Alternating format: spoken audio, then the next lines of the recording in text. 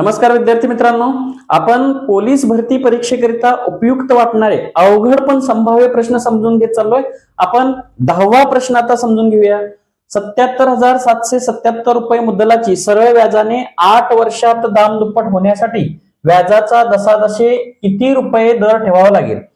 हे पहा, दाम दुपटीचं उदाहरण जर आलं तर त्याच्यामध्ये मुद्दल कितीही देऊ देत, काही संबंध नाही.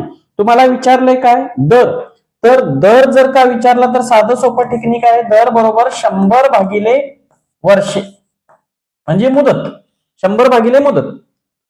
आता 100 किती वर्ष लागतात? 8 वर्षात. 8 न भाग द्या. 8 के 8 उरले 2, 20. 8 दुनी 16 उरले 4. 4 ला भाग जात नाही, पॉईंट द्या. 40 होतील. 8 45. 12.5 रुपये व्याजाचा दर ठेवावा लागेल.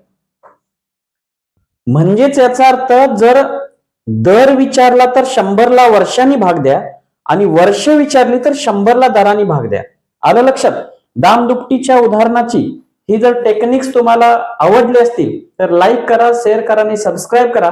आणि विद्यार्थी मित्रांनो, ज्यांना ज्यांना पोलीस भरती परीक्षेची संपूर्ण तयारी करायची आहे अंकगणित या विषयाची, त्यांनी द टेक्निक कॉम्पिटिटिव्ह अकॅडमीचं ऍप डाउनलोड करून घ्या आणि अंकगणित स्पेशल हा मार्गदर्शन विषय जरूर जॉईन करा. धन्यवाद.